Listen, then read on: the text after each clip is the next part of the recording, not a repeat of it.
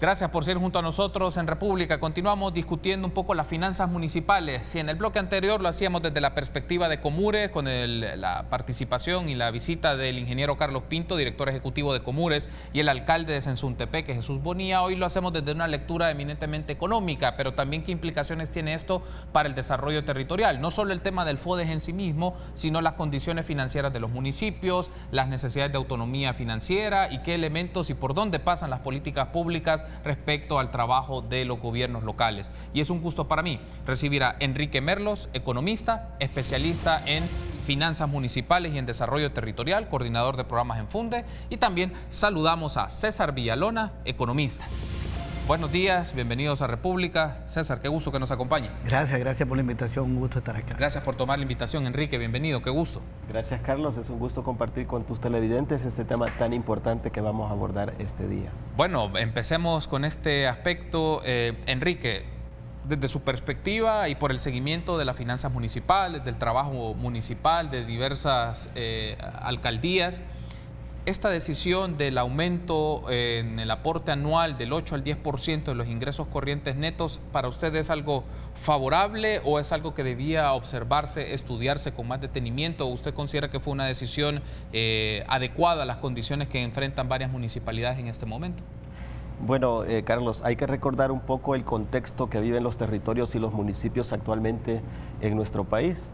El desarrollo del país se ha centralizado en la gran urbe, en el Gran San Salvador, y desplazándose un poco hacia el sur en La Libertad. Entonces es la zona donde ha habido más desarrollo. Ha habido desarrollo en la zona del departamento de Santa Ana, de San Miguel también, y los servicios e inversiones han ido caminando a ese ritmo también hacia esas zonas de desarrollo. Pero recordemos que hay muchos territorios en el país que todavía tienen altos niveles de pobreza, bajos niveles de desarrollo. En las zonas alejadas de San Salvador, precisamente, todavía no encontramos muchos proyectos de inversión que estén apoyando la mejora de las condiciones de vida de la población. Los alcaldes y sus consejos municipales viven un contexto también desfavorable para el desarrollo actualmente a nivel generalizado en el país. Recordemos que somos un país altamente vulnerable a los embates del cambio climático. Cada vez hay tormentas fuertes en la época de invierno que generan estragos a nivel económico, social, infraestructura. En verano tenemos prolongados espacios de sequía también que generan desequilibrios en las actividades económicas y productivas de los territorios. El tema de inseguridad también es un tema que está afectando muchos municipios en el país, y este contexto desfavorable que tenemos origina que haya mucho desplazamiento de la población en busca de mejores oportunidades, muchas veces huyendo de la violencia. Ese es el día a día con el que tienen que lidiar los alcaldes y sus consejos municipales en este país. Asimismo también en muchos municipios, sobre todo en los municipios rurales pequeños, los alcaldes y sus concejales son vistos como los padrinos del pueblo. La gente acude a pedirles apoyo para cualquier cosa, cualquier actividad. Entonces, esto ha llevado a un elemento en que los alcaldes y sus consejos municipales, que hoy son plurales, se han convertido en un actor importante para dinamizar y facilitar el desarrollo de sus municipios y territorios. Pero los ingresos que están teniendo muchos municipios en el país no son suficientes para todas las obligaciones que tienen. Los ingresos que reciben a través de impuestos, por ejemplo, hay municipios muy pequeños que no tienen actividad económica, que no tienen mucho desarrollo, donde los impuestos y las tasas que perciben son muy bajas. Mercedes La Ceiba, por ejemplo, en el departamento de La Paz, apenas los tributos que logra concebir durante todo el año sobrepasan un poco más de los $3,000. Cuando hay municipios como San Salvador, que está ubicada en un polo de desarrollo bastante grande del país, recauda en tributos hasta $53 millones cada año. Entonces, en ese sentido, esta aprobación que ha habido del FODES yo creo que requiere un poco más de estudio. Era necesario estudiarla y analizarla un poco más porque tiene que hacerse una reforma integral de las finanzas municipales, no únicamente un incremento del FODES, que si bien el FODES es una herramienta importante, pero no es suficiente para llevar desarrollo de manera equilibrada al país. Finalmente, con esta aprobación que ha habido, los municipios más desarrollados van a recibir un poco más de dinero a través del FODES que los municipios que tienen poco desarrollo, van a recibir poco. Entonces hay un desequilibrio ahí también que hay que analizar. Lo justo sería enfocar los procesos procesos de apoyo e inversión hacia aquellos municipios que tienen bajo nivel de desarrollo actualmente en el país. Enrique, en su primera intervención nos menciona, César, que hay que estudiar un poco más esta decisión que se tomó. Hay que ver valoraciones de carácter técnico, empírico, sobre la realidad de diferentes municipios, porque también hay asimetría, hay desigualdades expresadas social y económicamente en diversos municipios. Pero uno de los puntos es considerar o valorar antes de aumentar esta tasa del aporte anual del 8 al 10% en ingresos corrientes netos, el aporte anual de 8 al 10%, valorarse, darle una prioridad a aquellos municipios que su condición de pobreza es mayor o su condición de recolección tributaria, como menciona Enrique, es mucho más baja, en lugar de aquellos municipios que podríamos denominarlos son municipios más ricos a comparación de los otros. Sí, yo creo que eso sería correcto, no solo aumentar la asignación. El aumento de la asignación a mí me parece positivo, porque te fortalece a los gobiernos municipales, que son los que tienen el vínculo más directo con la población y que tienen muchísimas necesidades. Pero no es correcto que vaya recursos, por ejemplo, para San Salvador, que es una alcaldía grande, que es el que más recibe del FODE, cuando hay municipios que no reciben ni un centavo de tributos. Por ejemplo, revisando el proyecto de la zona económica especial, ahí es el diagnóstico que se hizo de los municipios del Oriente, de San Miguel, La Unión y Usulután. Ahí aparecen, creo que son 6 municipios que no tienen ni siquiera un centavo al año de tributo, porque prácticamente no hay empresas que tributen, solo reciben tasas. Y hay otros 8 o 10 que reciben entre 10 y 20 mil, 30 mil dólares al año. Entonces, la forma de asignación creo que debería ser modificada. Yo, por ejemplo, estaría de acuerdo con que se dijera esto solo va a ser para los municipios que tienen pobreza en tales niveles. La DIGESTI mide la pobreza por municipio. Lo que pasa es que eso no está publicado, pero sí se conoce la pobreza que hay en cada municipio del país. Me parece muy positivo que sea para inversión, o sea, que ese 2% tenga que ir a inversión, que no se pueda utilizar para gasto corriente, porque eso impacta en el crecimiento del municipio y puede crear condiciones para la inversión privada, que es lo que se necesita para entonces entrarle a la parte de la recaudación tributaria. Entonces esos cambios se necesitan. Con eso estamos totalmente de acuerdo, pero me parece bien que la Asamblea Legislativa le haya asignado un porcentaje mayor, que además lo han propuesto todos los partidos políticos. Eso estaba en todas las campañas electorales, prácticamente esa propuesta se hace, y no es la primera vez que se hace un aumento de este tipo, y yo creo que es sostenible financieramente, que es otra parte. Bueno, ya que lo menciona César, podemos ampliar este tema, la sostenibilidad de esos fondos, porque una de las preguntas era, ante la posición del ministro de Hacienda, que había que valorarse o discutirse con un poco más de cautela esta decisión que se tomó en la Asamblea Legislativa, ¿cómo se puede argumentar o cómo se puede abordar, César, que es sostenible financieramente? Es decir, que de los ingresos que tenga el Estado anualmente, eso sí se pueda materializar en este respaldo económico hacia las municipalidades. Vamos a ver, en los últimos 2 años, los ingresos corrientes del gobierno han crecido 320 millones de dólares promedio. Sumándolo el crecimiento de más de 600 y dividiéndolo entre 2, más de 600 millones en 2 años. Lo que tiene que hacer el gobierno entrante es presentar el presupuesto a más tardar en septiembre del 2020 y asignarle un 10% de los ingresos corrientes a las alcaldías. Eso da más o menos, si estima un crecimiento de los ingresos corrientes de 5%, que fue el año pasado, si estima eso, o lo puede estimar menor, eso da un incremento de un poco más de 100 millones de dólares. Pero el incremento de 5% en los ingresos corrientes son 248 millones.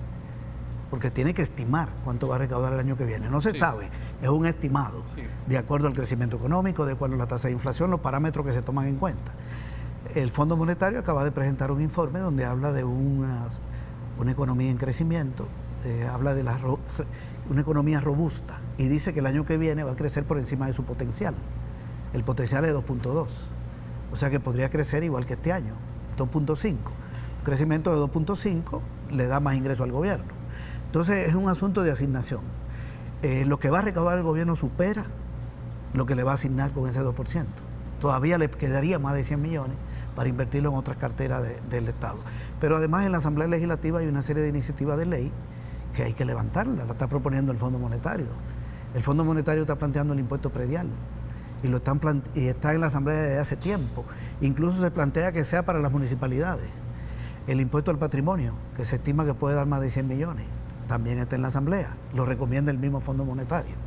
También está ahora el préstamo para Hacienda, que están aplicando la factura electrónica y se están mejorando en términos tecnológicos, que les puede permitir, porque ahora es que se van a ver los frutos, los 30 millones, una mayor recaudación por el combate a la evasión de impuestos, que está en 1.800 millones de dólares. Si estaba en 40%, hoy está en 28%, pero son 1.800 millones. Y también está la ley de cobro administrativo para darle facultad al Ministerio de Hacienda para que cobre la mora, que supera los 500 millones de dólares. Es decir, hay una cantidad de dinero que el gobierno podría conseguir si aplica una serie de medidas que supera, pero por mucho, lo que significa estos 100, 120, no se sabe, o 95 millones que podría implicar el FODE. Tengo que hacer una pausa, pero al regresar me gustaría escucharle, Enrique, sobre este punto, porque en el bloque anterior lo mencionaba el alcalde Bonilla. Él mencionaba que era un estimado con el director ejecutivo de Comures, que se hablaba más o menos de 95 millones de dólares, lo que significaba en el aumento para los fondos FODES aplicando desde el 2020. Entonces me gustaría tener su lectura, si le da sostenibilidad financiera plantearse aumentos de 1%, 2% con alguna frecuencia del tema FODES, o hay que buscar otros mecanismos de autonomía financiera de los gobiernos locales. Regresamos en instantes.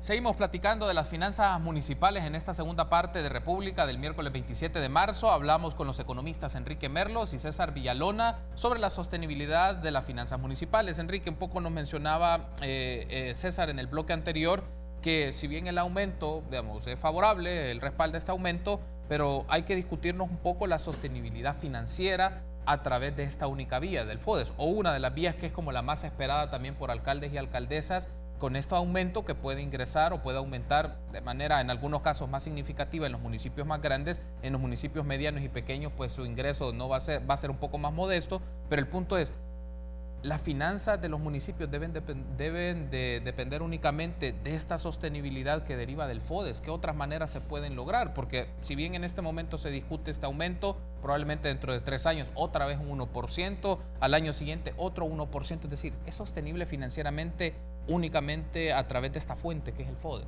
Yo creo que no, porque en las condiciones actuales cada vez se necesitan más recursos para generar inversiones en el desarrollo de los municipios y los territorios. Este incremento que ha habido del FODES es una medida paliativa que va a tener un impacto quizás a muy corto plazo, pero en pocos años vamos a estar de nuevo con la necesidad de más fondos. Entonces, no podemos supeditar la sostenibilidad financiera de las municipalidades a través de solamente las transferencias que se hagan desde el presupuesto general de la nación, vía FODES. Hay que diversificar, actualizar y mejorar la recolección de tributos en los municipios. Hay muchos municipios en este país que la tributación está bastante desactualizada, están haciendo cobros muy bajos realmente por diversas actividades que se desarrollan en sus municipios. Hay que revisar un poco ese elemento, hay que fortalecer la capacidad de técnica y de los diferentes municipios, la capacidad administrativa para recolectar y recaudar más fondos que permitan ir poco a poco desarrollando sus capacidades.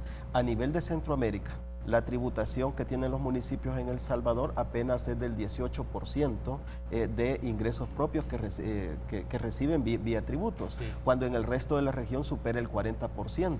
Y en países como Panamá, como Costa Rica, como Nicaragua, incluso la tributación de los municipios supera el 60%. ¿Por qué pasa esto? Porque en Centroamérica, exceptuando El Salvador, todos los demás países tienen el impuesto predial, que es buena parte que incrementa la recaudación que tienen los municipios. Entonces acá es un elemento que hay que entrarle en discusión a este tema. No podemos depender solamente de las transferencias del presupuesto para impulsar el desarrollo de los municipios y de los territorios. En ese sentido hay que ir fortaleciendo poco a poco también estas capacidades y hacer una focalización en aquellos municipios que tienen menos niveles de desarrollo, porque son los que más problemas tienen hoy por hoy. La mayoría de municipios en este país, con lo que recaudan más las transferencias que hay del Estado, no alcanzan a cubrir todos sus costos de operación y tampoco los proyectos de inversión que se necesitan para impulsar desarrollo en el territorio. Entonces, en ese sentido, es donde se necesita fortalecer y diversificar, porque si no, de otra manera, ¿qué le queda a las alcaldías? Endeudarse. La deuda pública de los municipios ya sobrepasa los 532 millones de dólares. Hace años era como 124, ya ha crecido en más de 300% la deuda pública de las municipalidades. Y si no se entra a hacer un análisis más técnico, más adecuado, buscar soluciones a largo plazo del financiamiento de las municipalidades, difícilmente vamos a poder salir adelante con medidas paliativas como ha sido este pequeño incremento que ha habido del FODES. Hizo una mención muy interesante, Enrique, que profundicemos un poquito más. Según el artículo 4 de la ley de FODES, ahí establece un poco los criterios de asignación de los montos: población, equidad, pobreza y extensión territorial, y los porcentajes destinados a estos criterios. El punto es que en este momento, como está definido, podría considerarse que es algo regresivo, porque hay municipios, en este caso, primero hay que ver la tasa y actualizar estos datos, pero segundo, aquellos municipios más pobres probablemente la fuente de financiamiento o el monto que reciben no es el más adecuado o es un monto muy bajo para las necesidades y la condición en la que se encuentran. Es decir, antes de partir de este aumento del 8 al 10%, valdría la pena o haberse reflexionado previamente y discutido técnicamente, pero también una discusión política, sociopolítica, de los criterios que se tienen actualmente y de los porcentajes que se tienen en asignación de los montos FODES, considerando si el tema de pobreza tiene un porcentaje importante, la actualización que se puede tener de los datos de pobreza. César nos mencionaba en el segmento anterior un poco que son datos que ya levanta la Dirección General de Estadísticas y Censos, pero que tanto esos insumos contribuyen a una decisión más precisa o más certera sobre la realidad municipal. Yo creo que lo que se ha hecho es una medida muy pequeña, paliativa a corto plazo de un problema grande que tenemos para el financiamiento del desarrollo en nuestros municipios y territorios. Y obviamente hay que revisar a profundidad cómo se asigna el FODES, porque hoy, digamos, hablando en términos de desarrollo equitativo, los municipios con menos población, más pequeños, más aislados, son los que reciben menos transferencia de parte del Estado. Eso no contribuye con su desarrollo. Y aquellos municipios que tienen mayor población, mayor extensión territorial, son los que están recibiendo más recursos. Por ejemplo, San Salvador, que es el municipio con más desarrollo en el país, con más población, recibe cerca de 5 millones de dólares de transferencia a través del FODES. Y esa transferencia que recibe del Estado apenas supera o no llega ni al 10% de todos los ingresos que tiene San Salvador vía otras fuentes de tributación que tiene.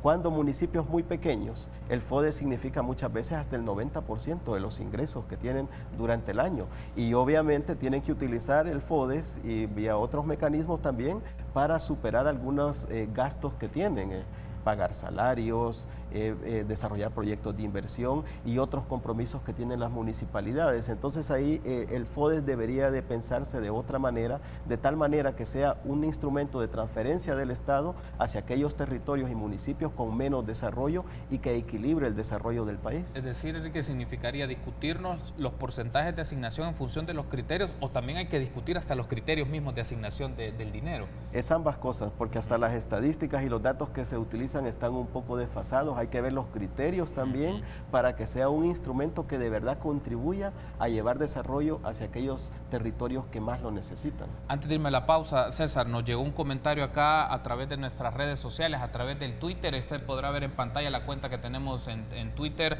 @RepúblicaSB33, ahí lo puede ver. Fausto Sorto menciona lo siguiente: los alcaldes suelen hablar solo de sus necesidades de dinero, cosa que es cierta, pero ¿por qué no hablan o por qué no se discute? Por ejemplo, los siguientes temas: la mora de los contribuyentes en sus municipios, el exceso de empleados, el nepotismo, los proyectos que están sobrevalorados en algunos casos o la misma corrupción municipal. Es decir, que otros aspectos, otras dinámicas que son de gestión financiera, evidentemente, pero también de otro manejo de los fondos públicos que vienen en detrimento de los proyectos y las actividades que se hacen en los gobiernos locales. Bueno, a mí me parece muy bien que eso sea un tema que le preocupe a la ciudadanía. Cuando nosotros decimos, bueno, es bueno que se le asigne más recursos a las alcaldías, no estamos diciendo que no se debería ahí, si hay un mal funcionamiento, hacer los cambios que se requieren. No estamos de acuerdo con que haya corrupción. Hay alcaldías donde hay concejales que ganan más que el presidente de la República, aquí en el área metropolitana de San Salvador. Entonces, esos niveles salariales no se corresponden con la realidad nacional y mucho menos con la realidad del municipio. Y si hay corrupción, tampoco. Lo que sucede es que yo creo que ese es un tema que tiene que ser abordado también, ¿verdad? No es solo asignar los fondos, sino ver esos otros aspectos, y tiene un papel que jugar muy importante la Corte de Cuentas. Porque también uno podría decir entonces, bueno, como ahí hay mal uso de los recursos, como ahí hay este tipo de problemas, entonces no le asignemos nada ni a los municipios ni a ninguna cartera del Estado. O sea, no creo que pueda ser el criterio.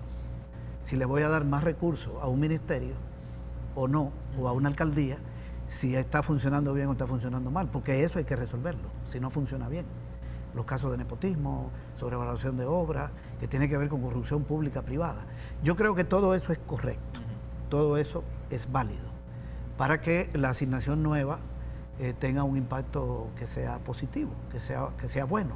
Porque si se va a ir en salario, bueno, no se puede ir en este caso porque ahora se decidió que para inversión, pero también eso puede darse sobrevaloraciones de obras junto con empresas privadas. Tengo que hacer la pausa, para al regresar valoremos estos puntos. ¿Qué se requiere para la gestión de las finanzas municipales en procedimientos, en marcos legales y prácticas? No solo para rendir cuentas sobre los fondos, también el manejo adecuado, eficiente de estos fondos en función de proyectos municipales y que tengan una evaluación favorable. Regresamos enseguida.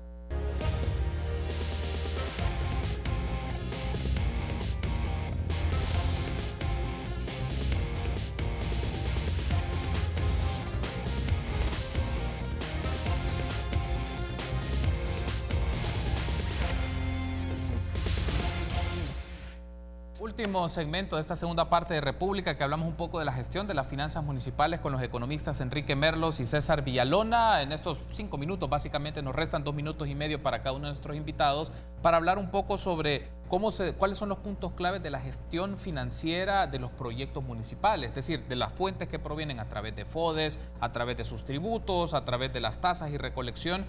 Los mecanismos de gestión financiera que deben ser acorde a la realidad de sus municipios, pero también que se logren a través de proyectos sostenibles y favorables para su población. ¿Por dónde pasa esto, Enrique? ¿Qué elementos hay que considerar de la gestión financiera municipal claves para los proyectos, los resultados y también para la transparencia, evidentemente? Yo pienso que hay que revisar a nivel de país todo el tema de la política fiscal que tenemos actualmente, porque es una política fiscal bastante regresiva que impacta a los sectores más desfavorecidos de la población. Debemos de apostar hacia adelante a una política fiscal más progresiva, es decir, que los que tienen más paguen más. Hay que revisar el tema de impuesto predial, el impuesto al patrimonio, combatir la evasión fiscal, combatir los altos niveles de corrupción que han salido en diferentes momentos del tiempo. Ese elemento de contexto nos va a llevar también a revisar cómo están funcionando los municipios y los territorios actualmente. Vamos a ver que se necesita varias políticas y leyes que vayan funcionando para llevar más desarrollo a los municipios. Necesitamos que funcione la ley de la carrera administrativa municipal. Necesitamos fortalecer la institucionalidad de las alcaldías, los conocimientos técnicos para actualizar y generar una mejor tributación desde los municipios. Ya hay esfuerzos que se están haciendo en el país en ese sentido. Tenemos a las asociaciones de municipios que están apostando por el desarrollo de territorios muy específicos. Hay una red de asociaciones de municipios de El Salvador que le está apostando a que se fomente la asociatividad de los territorios y a generar mayores inversiones, tanto públicas como privadas, y a mejorar las finanzas de los municipios y de los territorios. Tenemos la red para el desarrollo territorial de El Salvador también, que está trabajando con universidades, con ONGs, con gobiernos locales, con instituciones del gobierno, buscando también alternativas de cómo concientizar y unir más sectores de la población para trabajar en esta vía del desarrollo territorial y municipal. También hay instancias de cooperación que han puesto sus ojos en este tema y han acompañado esfuerzos de desarrollo en algunos territorios. El YAICA, la GIZ, el PNUD, la Fundación FOR, otras entidades de cooperación que también están colaborando en esta vía. Yo creo que son elementos que son importantes y que nos van orientando también, porque vamos por buen camino en este tema de desarrollo territorial. Pero lo que necesitamos es establecer acuerdos en los municipios, en los territorios, y acuerdos de nación para que este tema de movilización de recursos y tributación realmente funcione, para que las alcaldías tengan recursos que les permitan hacer frente a sus compromisos sin necesidad de tener estos altos niveles de endeudamiento. Entonces, esos son de los elementos que yo considero importantes para avanzar en llevar más desarrollo y, por lo tanto, generar mejores condiciones de vida también a la población que está en aquellos territorios más desfavorecidos y con contextos desfavorables actualmente. Me restan 2 minutos, César, un poco retomando la misma pregunta que le formulaba Enrique. ¿Por dónde pasa la gestión financiera de los municipios? Sostenible en el tiempo, transparente, pero también que genere resultados favorables en su conexión también con el gobierno nacional, evidentemente. Bueno, primero, de acuerdo con lo que planteaba Enrique, me parece muy bien todo lo que él ha planteado. Yo agregaría que en el caso del FODE, los criterios fundamentales sean los niveles de pobreza y los niveles de desarrollo de la infraestructura. El tamaño del territorio es un criterio y la población, pero me parece que lo otro es importante. ¿Por qué menciono la infraestructura? Porque los proyectos de inversión en infraestructura que se hagan en los municipios favorecen el desarrollo de la inversión privada y de la propia inversión pública. Es decir, en un municipio no va a llegar un empresario a montar un negocio si no tiene condiciones de infraestructuras adecuadas y si no tiene mano de obra más o menos calificada, y tiene que ver con el tema de la pobreza en su dimensión general, no solo carencia de ingresos para cubrir necesidades, sino conocimientos, etcétera. Si se enfoca ahí, entonces se crean condiciones para el desarrollo de inversión pública y privada, y si llega esa inversión, entonces el municipio recauda, la municipalidad recauda y tiene menos dependencia de los recursos que le llegan del gobierno central. Me parece que ese es un punto. Lo otro es que hay que regular las municipalidades son autónomas en sus decisiones, pero a mí me parece que un municipio donde el alcalde gana $8,000, un municipio pobre donde el alcalde tiene un salario de $8,000, es un municipio con pocas posibilidades de desarrollo. Y no solo el alcalde, sino otra gente del consejo o de la gente que trabaja en la alcaldía. Hay que regular el gasto corriente. Así como hay una ley de responsabilidad fiscal que le está poniendo límite a los aumentos de los salarios, los gastos de funcionamiento, que exige balance primario positivo, etcétera, para el gobierno central, para el sector público, para el sector público, pero no te incluye la municipalidad. Entonces, esos niveles de autonomía también son un problema. Yo creo que debería regularse eso. ¿Qué porcentaje de lo que recibe un municipio va para determinados gastos? Yo creo que en este país habría que revisar a la larga si necesitamos 262 municipios, que ese es un tema muy delicado. Se necesitan 262 municipios. Cuando hay países, te puedo mencionar Venezuela, que tiene 912,000 kilómetros cuadrados, es 2 veces Centroamérica y tiene 330 municipios. Eso, habría que discutir eso, la integración. El municipio es tan pequeño que podría crearse una unificación y eso ahorra recursos, libera una cantidad de concejales, concentra recursos. Si tiene aquí 10 y aquí 10 y aquí 10 y lo junta, no tiene que ser 30. Puede juntarlo y hacer 15. Es decir, todo eso tiene que ver con la modernización del sector público. Yo sé que es un tema delicado, pero en algún momento va a haber que discutirlo. Gracias por acompañarnos, César. Gracias por acompañarnos, Enrique. Bueno, este es un tema de la distribución administrativa y la gestión del poder a nivel territorial, el tema de las finanzas municipales, son varios temas y la agenda municipal debe ser parte y será parte de los debates que tendremos acá en República. Gracias por habernos acompañado, Enrique, gracias por habernos acompañado, César. A ustedes, amigos, la invitación está hecha para mañana, 6:30. Buen día.